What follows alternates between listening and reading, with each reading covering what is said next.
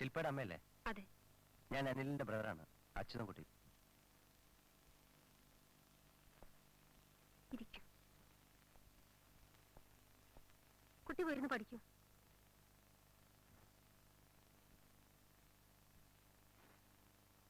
ആ door close ചെയ്തോളൂ.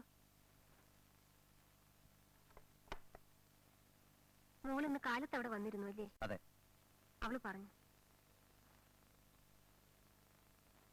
Harikrishnan sir ശില്പയുടെ അച്ഛനായിരുന്നു എന്ന കാര്യം ടീച്ചർക്ക് അറിയാമായിരുന്നു അല്ലേ?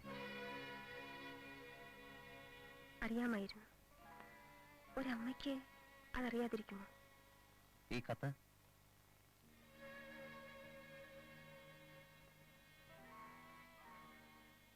ഞാൻ എഴുതിയതാണ്. ഇത് എന്റേതാണ്. ഇത് അതും എന്റേതാണ്. ഇത് രണ്ടും കൊല നടന്ന മുറിയിൽ നിന്ന് കിട്ടിയതാണ്. ഈ ഊമക്കത്ത് സാറിന്റെ മേശയ്ക്കുള്ളിൽ നിന്നും. അറിയാം. ഭഗിനി സേവാമയി എന്ന് വിളിക്കുന്ന ആ സ്ത്രീക്ക് ഈ കൊലപാതകവുമായി എങ്ങനെയാ ബന്ധം വരുന്നത്? നിങ്ങൾ ഒരാൾക്ക് തനിച്ച് ഇങ്ങനൊരു മേർഡർ ചെയ്യാനൊക്കെയില്ലെന്ന് എനിക്ക് നല്ല ഉറപ്പുണ്ട്. അതുകൊണ്ട് ചോദിച്ചാ. പാർവതിക്ക് ഇതിൽ യാതൊരു പങ്കുമില്ല. നിങ്ങൾ വെറുതെ ആ കുട്ടിയെ ഉപദ്രവിക്കുകയാണ് എന്നെനിക്ക് തോന്നുന്നില്ല. ജയിലിൽ ആ സ്ത്രീ മൗനവ്രതം തുടങ്ങിയിരിക്കുകയാണ്. ആരോടും ഒന്നും മിണ്ടുന്നില്ല. കേട്ടു. കൊല ചെയ്യുന്നതും കൊലയാളിക്ക് കൂട്ടു നിൽക്കുന്നതും അതുമായി ബന്ധപ്പെട്ട എന്തെങ്കിലും രഹസ്യം മനഃപൂർവ്വം ഒളിപ്പിച്ചു വെക്കുന്നതും എല്ലാം പണിഷബിൾ ആണ്. അറിയാം. ഈ എവിഡൻസ് മുഴുവൻ നിങ്ങളുടേതാണെന്ന് അറിഞ്ഞിട്ടും അവരെന്തുകൊണ്ടത് പുറത്തു പറയാൻ തയ്യാറാകുന്നില്ല? അതവളുടെ മനസ്സിന്റെ വലിപ്പം. നിങ്ങൾ തമ്മിലുള്ള അടുപ്പം എവിടെ തുടങ്ങുന്നു? 17 കൊല്ലം മുൻപ് കുറെ കാലം ഞങ്ങൾ ഒന്നിച്ച് വർക്ക് ചെയ്തിരുന്നു. ഞങ്ങൾ 3 പേരും ഒരേ കോളേജിൽ, ഒരേ ഡിപ്പാർട്ട്മെന്റിൽ. ഹരികൃഷ്ണൻ ഫിലിമിൽ വരുന്നതിന് മുമ്പ്? അതെ. പക്ഷേ അന്ന് തന്നെ ഹരീഷൻ ഫേമസ് ആയിരുന്നു. സ്റ്റാർ ലെക്ചറർ എന്നൊക്കെ വേണമെങ്കിൽ വിളിക്കാം. പെൺപിള്ളേരുടെ മുഴുവൻ ഹീറോ.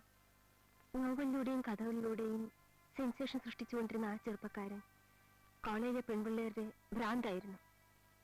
ഞങ്ങൾ സ്റ്റാഫിന്റെ ഇടയിൽ ഒരു ജോക്ക് പോലും ഉണ്ടായിരുന്നു. ഹരീഷിന്റെ ക്ലാസ്സിലിരിക്കുമ്പോൾ പെൺകുട്ടികൾക്ക് ഹിസ്റ്റീരിയ ബാധിച്ച മാതിരിയാണെന്ന്. ടീച്ചറും അന്ന് തീരെ ചെറുപ്പമായിരുന്നു. ആയിരുന്നു. പക്ഷേ എനിക്ക് ആ മനുഷ്യന് വെറുപ്പായിരുന്നു. കാരണം He was a reckless womanizer those days. അന്നേ പുള്ളി ആ വിഷയത്തിൽ. അതെ. കോളേജിനടുത്ത് തന്നെ ഒരു വീടെടുത്ത് ഒറ്റയ്ക്ക് താമസിക്കുകയായിരുന്നു അന്നയാൾ. എഴുതാനുള്ള പ്രൈവസിക്ക് വേണ്ടിയാണെന്ന് ഒരു എക്സ്ക്യൂസും. പക്ഷേ ആരാധനയുടെ ഭ്രാന്ത് കയറി അടുത്തുകൂടിയ ഒരുപാട് പെൺകുട്ടികൾ അന്നവിടെ പോവാറുണ്ടെന്നുള്ളത് കോളേജിൽ പരസ്യമായ രഹസ്യമായിരുന്നു. ഒരു പെണ്ണിനെ ഉറയ്ക്കാതെ ഒരുപാട് മണ്ടിപ്പെൺപിള്ളേരെ കരയിപ്പിച്ചുകൊണ്ട്. ഒരിക്കൽ കോളേജിലേക്കോ മറ്റോ സ്റ്റേജിന് പുറകിൽ വെച്ച് 2 PG സ്റ്റുഡൻസ് തമ്മിൽ തല്ലുപോലും ഉണ്ടായിട്ടുണ്ട് ഈ മനുഷ്യനെ ചൊല്ലി. 2 വർഷം ഞാനും അയാൾ ഒരേ ഡിപ്പാർട്ട്മെന്റിൽ വർക്ക് ചെയ്തിട്ടും ഞങ്ങൾ തമ്മിൽ സംസാരിച്ചിരുന്നില്ല. പാർവതി ട്യൂട്ടറായിട്ട് ഡിപ്പാർട്ട്മെന്റിൽ വന്നപ്പോഴാണ് അവളാണെല്ലാം കുഴപ്പത്തിലാക്കിയത്.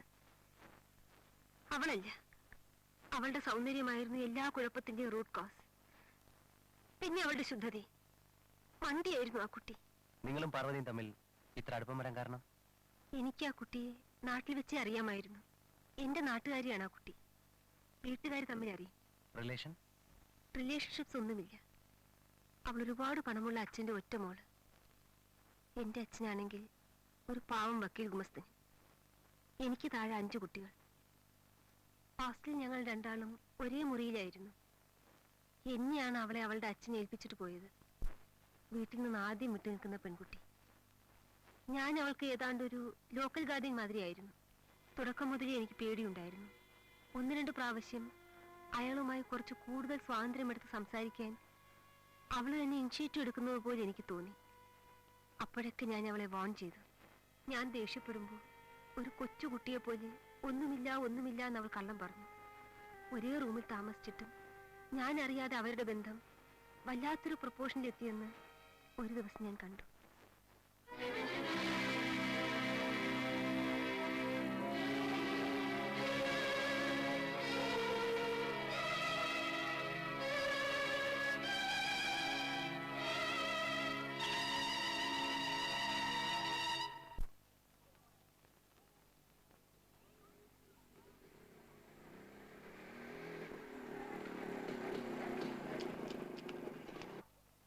ഉപദേശം കൊടുത്തു കേട്ടു.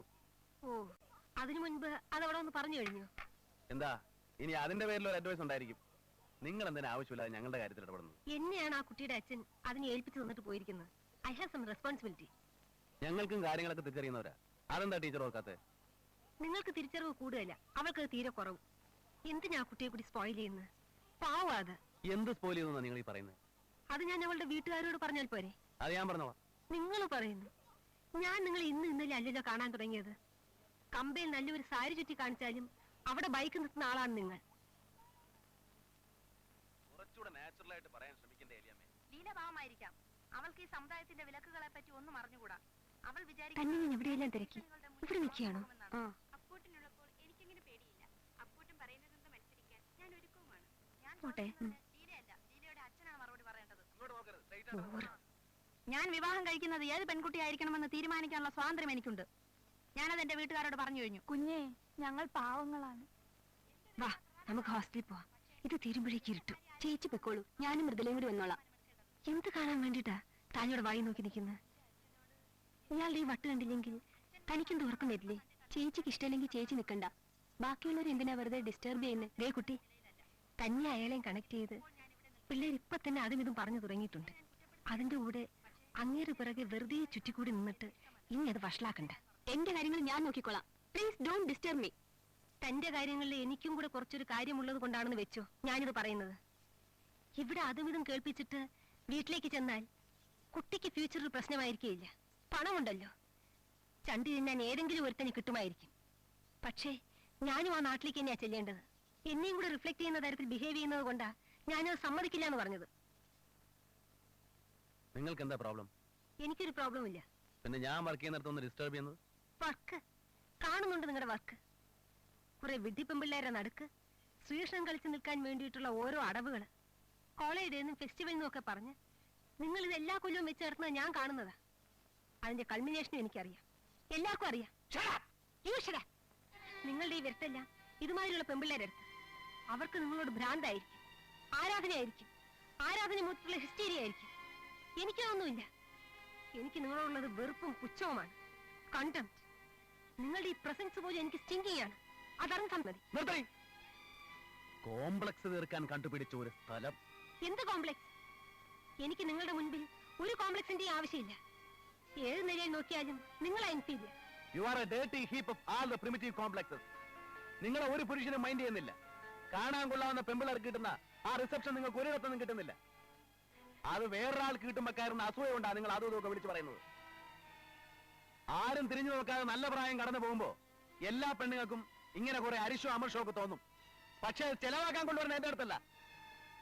വല്ലാതെ പ്രശ്നമുണ്ടെങ്കിൽ ആ റോഡിലെങ്ങാനും പോയി നിൽക്ക്. വേറൊന്നിനെയും കിട്ടാതെ ഡെസ്പറേറ്റ് ആയിട്ട് വരുന്ന ലോറി ഡ്രൈവേഴ്സിന് നിന്നെ പോലെ ഒന്നായാലും മുഷിയില്ല. Get lost from here, I say.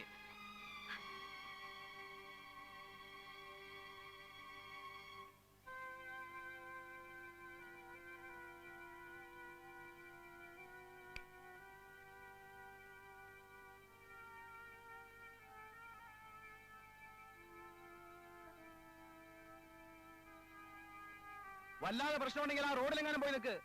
വേറൊന്നിനെയും കിട്ടാതെ ഡെസ്പറേറ്റ് ആയിട്ട് വരുന്ന ലോറി ഡ്രൈവേഴ്സിന് നിന്നെ പോലെ ഒന്നായാലും മുഷിയില്ല. Get lost from here, I say.